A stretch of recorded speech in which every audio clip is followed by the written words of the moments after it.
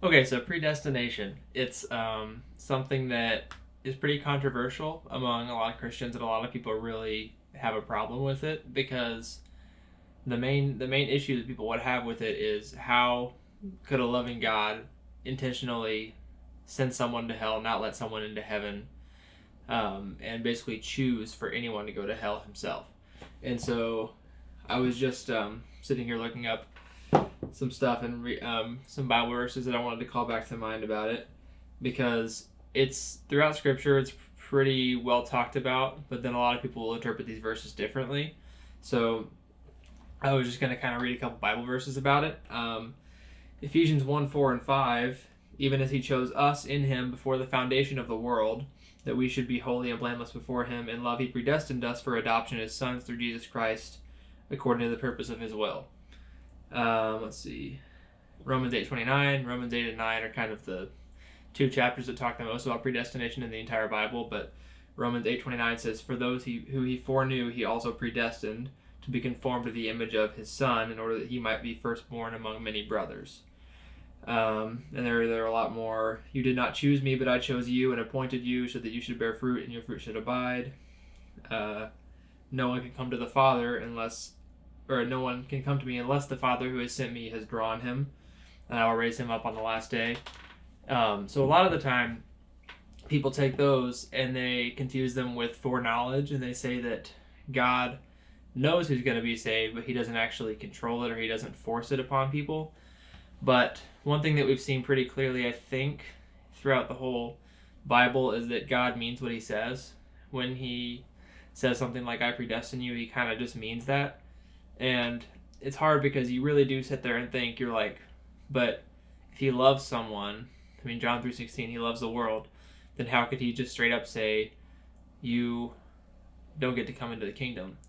But if you dive a little deeper into the fabric of the Bible and you look at what God says about the human condition and the fall of man, when Eve ate the fruit in the garden, she and Adam's first sins basically ruined everyone's chances of getting to heaven ever.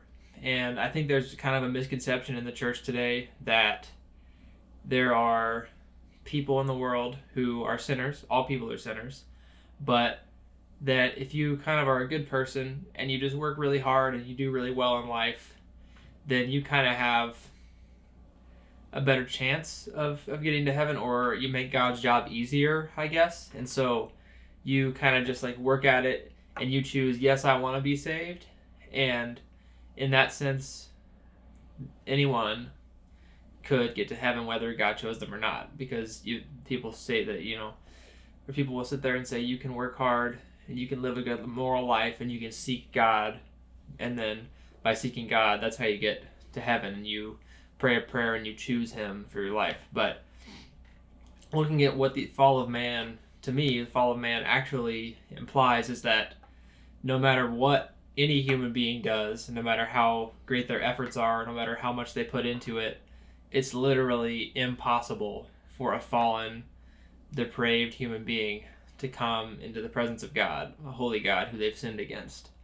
I mean, that's why when Jesus died on the cross, God, for the first time, turned his back on his own son because he couldn't bear to look at sin.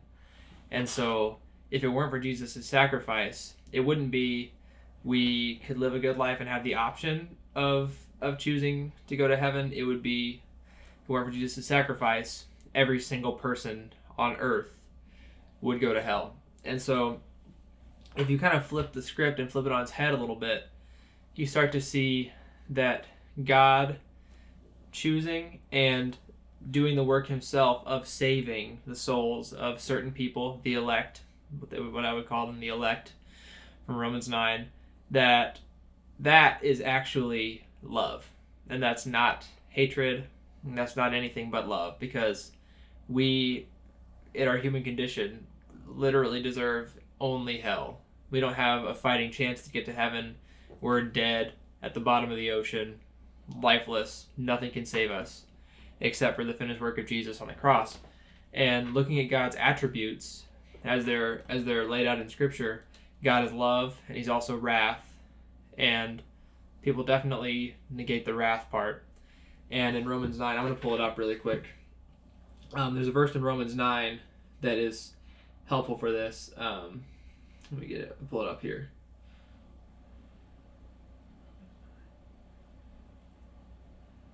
One second, sorry.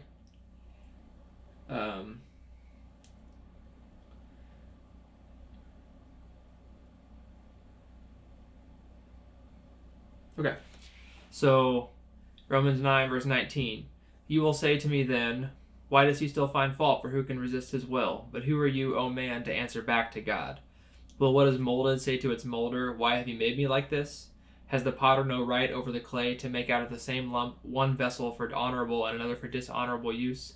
What if God, desiring to show his wrath and make known his power, has endured with much patience, vessels of wrath prepared for destruction, in order to make known the riches of his glory for vessels of mercy, which he has prepared beforehand for glory?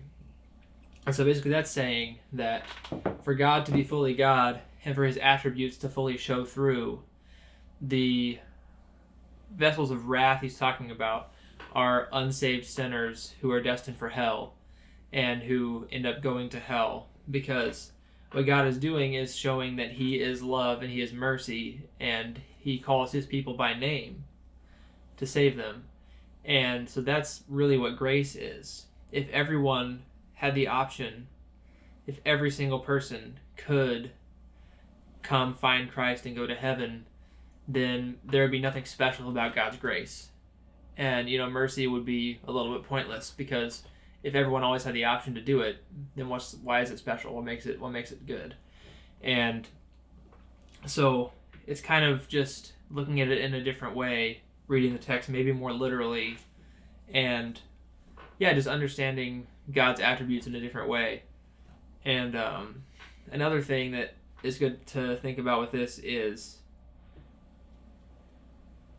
if God intervenes in our lives so much, and you see his hand in every single day, and you see answered prayers, and you see his providence, you see his will for your life come through all the time, then logically, to me, it doesn't make very much sense that God would leave something as big, I think arguably the biggest decision, the biggest event to happen in a person's life, up to that person.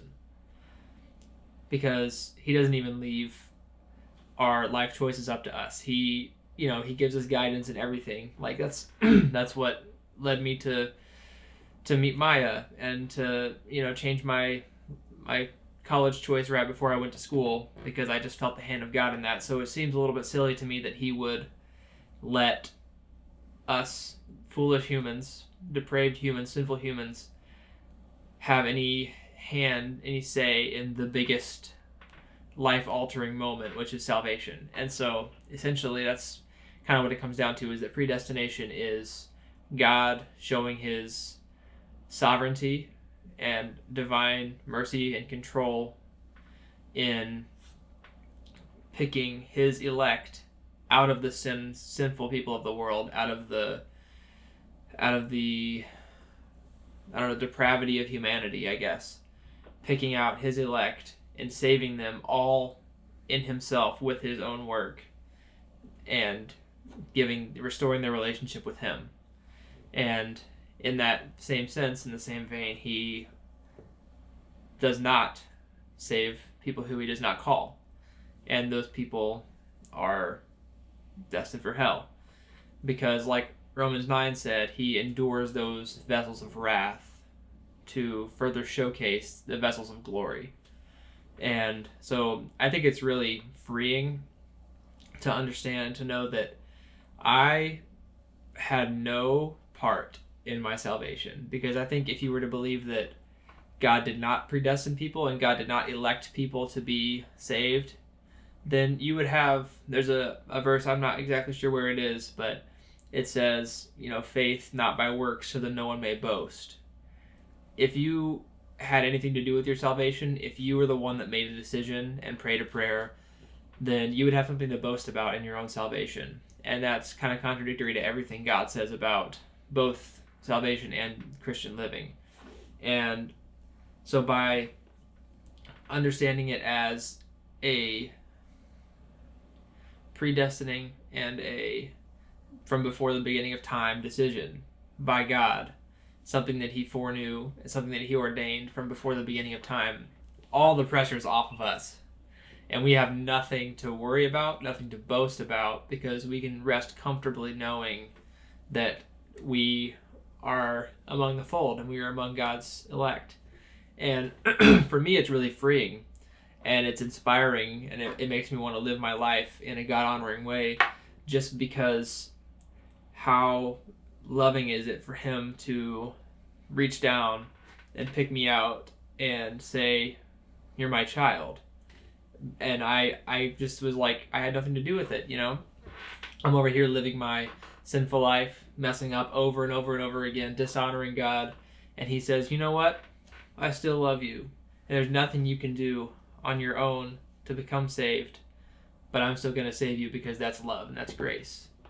And I think that's a much more powerful message and a much more freeing message, because now I can just be happy and thankful, and I don't have to worry about where my soul stands currently or how well I'm doing or if I'm actually pursuing Christ enough, because understanding it this way, there's nothing you can do that's enough.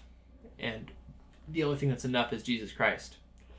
And so I think that's really beautiful.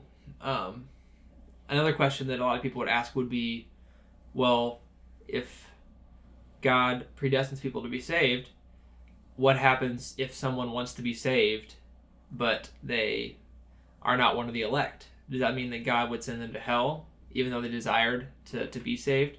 That's a good question, but the way that I've understood it from Scripture and the way that I think is logical and makes sense and is I guess scripturally correct is to look at it as God's predestination is essentially planting a seed in someone's heart before the foundations of time, before anything, before their life even began.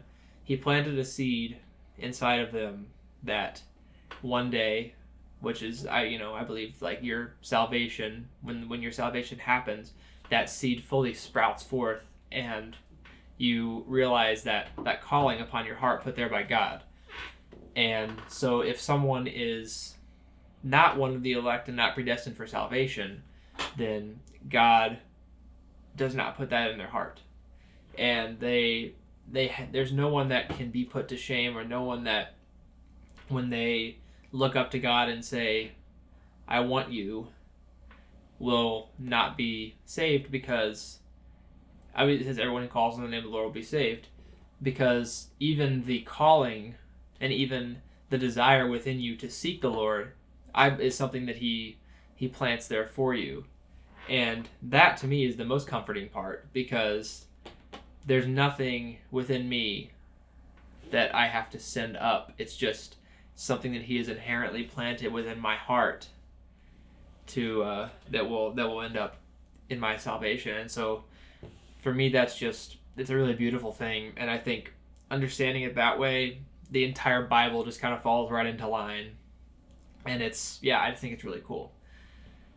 So that's kind of, I was long, I know, but that's sort of predestination in a nutshell.